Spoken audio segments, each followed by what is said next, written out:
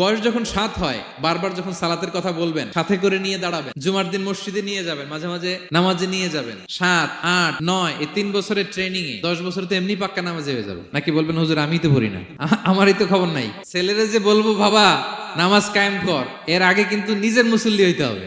নামাজের ব্যাপারে no consideration, কোনো ছাড় নাই। সালাত আপনাকে পড়তেই হবে যে কোনো পরিস্থিতিতে।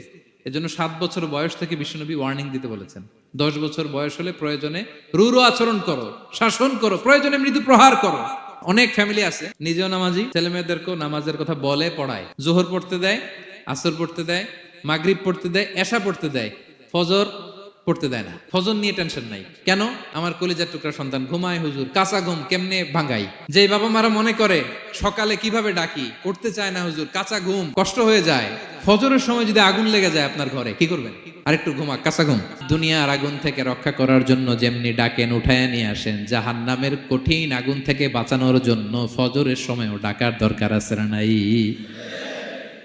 দুনিয়ার আগুনের চেয়ে কমপক্ষে 70 গুণ বেশি তেজওয়ালা। বিষ্ণু বলেন নারুকুম তুকিদুন, যে আগুন দিয়ে কিচেনে রান্না করো, জাহান্নামের আগুন কিন্তু এই আগুন নয়। জাহান্নামের আগুন দুনিয়ার আগুনের চাইতে কমপক্ষে 70। নানা ধরনের বিপদ আপদ দিয়ে আল্লাহ তাআলা আমাদেরকে পরীক্ষা করবেন। তবে ইন্টারেস্টিংলি মজার বিষয় হচ্ছে পরীক্ষাটা এক একজনের এক এক রকম। পুরো পৃথিবীটা একটা পরীক্ষা ক্ষেত্র, কিন্তু কারো প্রশ্নপত্রের সাথে কারো প্রশ্নপত্রের কোনো মিল নাই। সুবহানাল্লাহ। আমার পরীক্ষা একরকম, আপনার পরীক্ষা আরেক রকম, ওই ভাইয়ের পরীক্ষা আরেক রকম। সবাই পরীক্ষার্থী। কারোর জন্য পরীক্ষা হচ্ছে সে খুব অসুস্থ, প্রচন্ড অসুস্থতা, তার জন্য পরীক্ষা। ক্যান্সারের রোগী, ডক্টর বলছে 4th স্টেজে চলে আসছে, কয়েক মাস বাঁচতে পারে, এটা তার জন্য পরীক্ষা। আবার কারো দেখবেন যে খুব একটা অসুস্থতা নাই, অসুস্থতার ঝামেলা নাই, কিন্তু তার দারিদ্রতা আছে, তার আর্থিক অনটন, এটা তার জন্য পরীক্ষা। আবার কারো দেখবেন অসুস্থতাও নাই, দারিদ্রতাও নাই, তার দাম্পত্য জীবনের সমস্যা। অনেকের দেখবেন এগুলো কোনোটাই সমস্যা না, তার ছেলে কথা শোনে না, মাদকাসক্ত, আহা, রিহ্যাবে পাঠায়, আবার আসে, আবার গাঁজা খাওয়া শুরু করে। আছে না নাই বলেন? দেখেন তার পরীক্ষাটা আবার আলাদা। তাহলে পরীক্ষা ছাড়া, বিপদ আপদ ছাড়াই দুনিয়াতে কেউ নাই। পরীক্ষা দিয়ে দিয়েই নিজেকে প্রমাণ করতে হবে। আর এক একজনের পরীক্ষাটা এক এক রকম। কারো পরীক্ষার সাথে কারো পরীক্ষার কোনো মিল থাকবে না।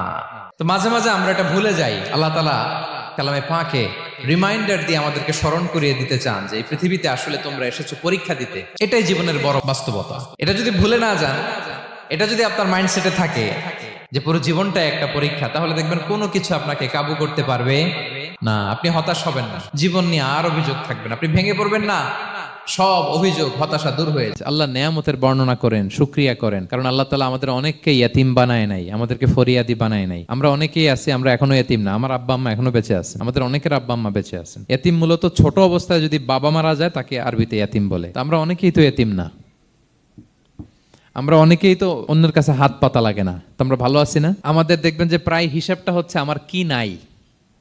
আমাদের হিসাবটা কি কি নাই, কি যে আছে এটার হিসাব করে কুলানোও যাবে না। ঠিক যেই মুহূর্তে এখানে বসে আমরা এই চমৎকার ইফতারি নিয়ে বসে আছি, ঠিক একই মুহূর্তে দেখবেন হসপিটালের আইসিইউতে শুয়ে শুয়ে কাতরাচ্ছে অনেকে। ঠিক এই মুহূর্তে কিডনি ডায়ালিসিস চলতেছে, দেখছেন? কিডনি পেশেন্ট এদিকে ছিদ্র করে ব্লাড সব বের হয়ে রিফাইনিং হয়ে আরেক দিক দিয়ে ঢুকে। ওর চিৎকার শুনলে, বার্ন ইউনিটে গেছেন কখনো?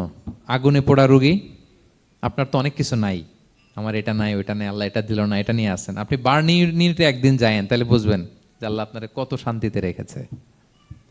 না খেয়ে কয় রাত কাটিয়েছি আমরা বলেন তো? কত লোক বাড়ি ভাড়া পরিশোধ করতে পারে না, ঋণের বোঝায় জর্জরিত, দুরারোগ্য ব্যাধিতে আক্রান্ত, ক্যান্সারের লাস্ট স্টেজে। তাদের সাথে একটু দেখা করেন, 4th স্টেজে চলে আসছে ক্যান্সার পেশেন্ট। তার চেহারা, তার খাবার, তার চলাফেরা, কিভাবে তার প্রতিটা সেকেন্ড কাটে, একটু দেখে আসবেন, তাইলে বুঝবেন যে কত আল্লাহর দেয়া নেয়ামতের সাগরে হাবুডুবু খাই আমরা। আপনার মন খারাপ হলে আপনি এই সূরাটা পড়বেন, আপনার মন ভালো হয়ে যাবে।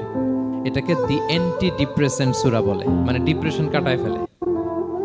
আমাদের এরকম অনেক সময় হয় না যে হতাশ, দেয়ালে পিঠ ঠেকে গেছে, কোনো বের হওয়ার রাস্তা নাই, কই যাব, কোথাও সফলতা নাই, সবাই আমাকে ভুল বুঝতেছে, এরকম মাঝে মাঝে হয় না? আমাদের সবার লাইফে আপস এন্ড ডাউনস আছে। আপনি যখন ভারাক্রান্ত হবেন, কষ্টে থাকবেন, এই সূরাটা পড়বেন, দেখবেন যে আপনার ডিপ্রেশন দূর হয়ে গেছে। তো আল্লাহর হাবিব সাল্লাল্লাহু আলাইহি ওয়াসাল্লাম যখন এরকম ভারাক্রান্ত ছিলেন, চিন্তিত ছিলেন, তখন আল্লাহর হাবিব সাল্লাল্লাহু আলাইহি ওয়াসাল্লামকে চিন্তামুক্ত করবার জন্য আল্লাহ তাআলা এই চমৎকার সূরাটি নাজিল করেছেন। আল্লাহ নাজিল করলেন, আউযু বিল্লাহি মিনাশ শাইতানির রাজিম, বিসমিল্লাহির রহমানির রহিম, ওয়াদ-দুহা ওয়াল্লাইলি ইযা সাজা মা ওয়াদ্দাআকা রাব্বুকা ওয়া মা ক্বালা ওয়ালাল আখিরাতু খায়রুল লাকা মিনাল উলা ওয়ালা সাওফা ইউতিকা রাব্বুকা ফাতারদা